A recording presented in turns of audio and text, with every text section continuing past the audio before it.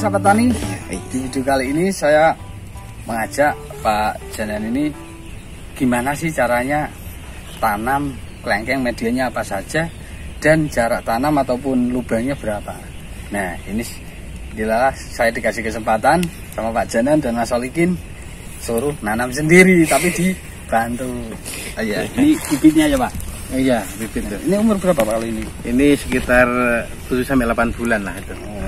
Jadi gini Pak, banyak petani yang sahabat tani yang tanya, Mas tanam kelengkeng itu seperti tanam pepaya enggak sih? Nah itu apa ada apa ya konsepnya yang kedalaman berapa senti, lebar berapa senti? Nah itu banyak sahabat tani yang tanya. Dan media yang tanam itu pakai apa aja? Jadi gini, ini kelengkeng new crystal ini kita tanam dengan jarak minimal 6 meter. Oh 6 meter ya 6 meter. Kemudian lubang untuk penanaman nanti antara 60 kali 60 dalam 50-an cukup. Yeah. Kalau di tanah sini memang ini gembur ya, jadi enggak seperti di tanah yang keras, harus lebih dalam lagi, kemudian diisi dengan pupuk yang untuk menggemburkan kan gitu. Iya. Ini cukup. Ya, kemudian pupuk dasarnya kita kasih aram sekam, ya. Kemudian ada kompos kambing yang sudah kita fermentasi. Oh ya udah matang ya. Udah matang sehingga itu lebih aman. Silakan kalau Mas Saad mau mencoba. Oh, iya. Saya mau coba nanam. Ya, silakan. Ini Mas Salin nanti kita dulu. Aram sekam dulu sebagai dasar, pupuk dasarnya. Gini ya Pak. Ya. Ini kompos kambing kita taruh di atas nanti kita katakan tanah. Kita diaduk dulu sama tanah. Diaduk dulu biar merata. Tapi 1 ampere lagi ya, ini kan tadi ambil ini ya. 1 ampere ya. Jadi sahabat tani, sebenarnya tanam kelengkeng itu nggak mudah loh. Harus gali segini dalamnya sampai segitu lebarnya. Beda dengan tanaman pepaya. Kalau kita tanam pepaya 2 pacul selesai. Karena ini tanaman keras, memang harus perlu yang luas juga lagi. Samping itu tujuannya kita juga untuk nanti dalam 6 bulan ini udah tercukupi nutrisinya. Jadi sampai 6 bulan 6 bulan kita tidak usah menggunakan pupuk lagi. Nanti 6 bulan kita susul dan kompos kambing lagi itu di sampingnya. Oh iya.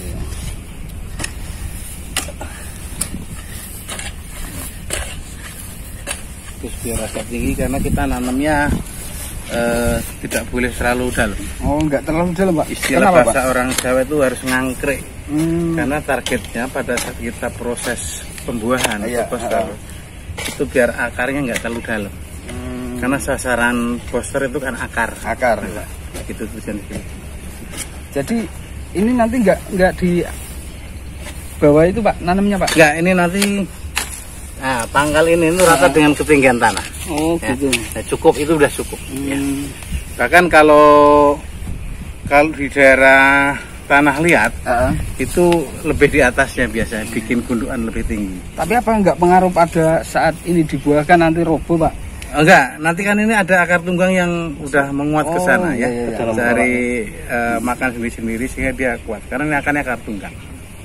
Nah, silakan Mas Adi coba.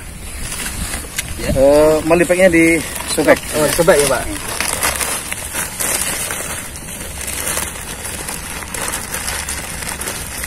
Agak digoreng dikit ya, di bawah dikit.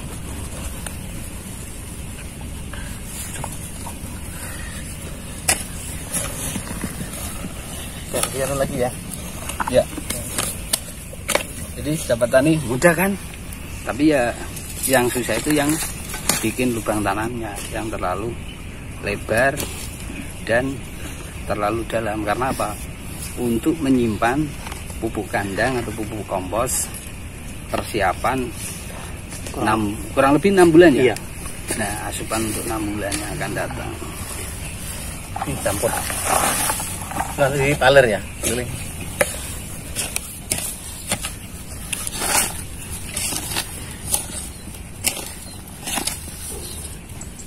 Tahu kan?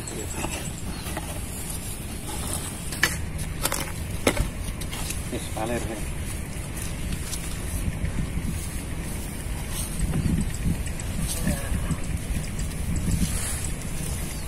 Oh ya, nanti habis ini tetap disiram atau gimana Pak? Disiram. Siram. Siram. Tapi ini paling karena musim hujan kita nggak terlalu sering, tapi kalau pas nanamnya musim kemarau, kita untuk awal-awal 3 hari sekali. 3 hari sekali siram. Tapi nanti kelihatannya ini sudah beradaptasi dengan apa media tanam sini itu gimana Pak? Itu biasanya tumbuh ini apa? Kuncup baru. Oh iya. Tumbuh lagi. Pupus ya Pak? Pupus ya. Pupus itu ibaratnya kita udah nyokot lah bahasa orang Jawa ya. Akarnya udah nyokot sehingga dia tumbuh. Simpel kok sebetulnya Mas. Jadi nggak seperti nanam apa jenis yang lain ya. Kemudian dari segi perawatan juga beda, lebih simpel kayak jambu atau apa kayak gitu.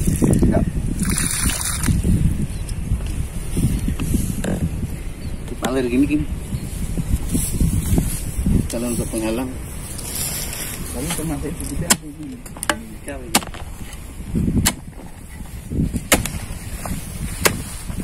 Aku udah jadi.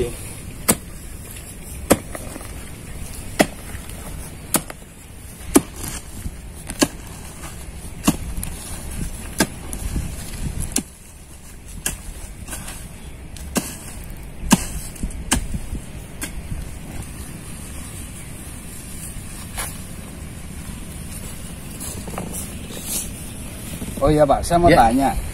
Kemarin kan teman-teman juga tanya, saya juga kemarin ke rumah Bapak banyak anggota yang nanam berapa ini, nama Ahmed nanam 100 nih. Itu kalau dari desa lain ataupun kecamatan lain ingin bergabung ke asosiasi Bapak itu syaratnya gimana Pak? Jadi begini, memang asosiasi kita ini bersifat nasional ya, berskala nasional, sehingga siapapun dan dimanapun mereka petani mau nanam kelengkeng new kristal ini ya, kita menjadi anggota. Nah, persyaratannya ya pertama melapor,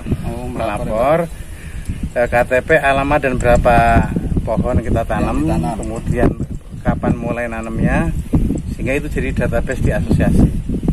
Untuk apa? Karena itu sebagai dasar untuk pembuahan, mengetahui umur nanti kan, karena kita schedulekan proses pembuahannya. Kemudian yang kedua, kalau daerah lain ya otomatis kalau memang ya prosesnya sama, bukan hanya daerah sini aja, sama prosesnya sama. Kemudian masalah bibit memang kita anjurkan satu arah, satu pintu ya, sehingga itu gampang kontrolnya. Tapi seandainya ternyata ada sumber lain dari petani yang lain ya, atau dari bibit yang lain tapi jenisnya sama, itu tidak ada masalah.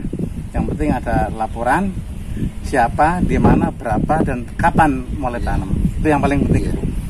Kalau untuk itu Pak, untuk mungkin yang namanya organisasi kan punya target Pak. Untuk target Bapak sendiri selaku ketua asosiasi untuk di Kebumen harus berapa Pak minimal Pak? Jadi gini Mas Taat, sebelumnya saya sampaikan bahwa khusus itu daerah Kebumen, karena ini asosiasi kantor pusatnya di Kebumen. Kita mentargetkan Kebumen itu menjadi sentral. Oh, jadi sentral. Sentral kelengkeng new kristal.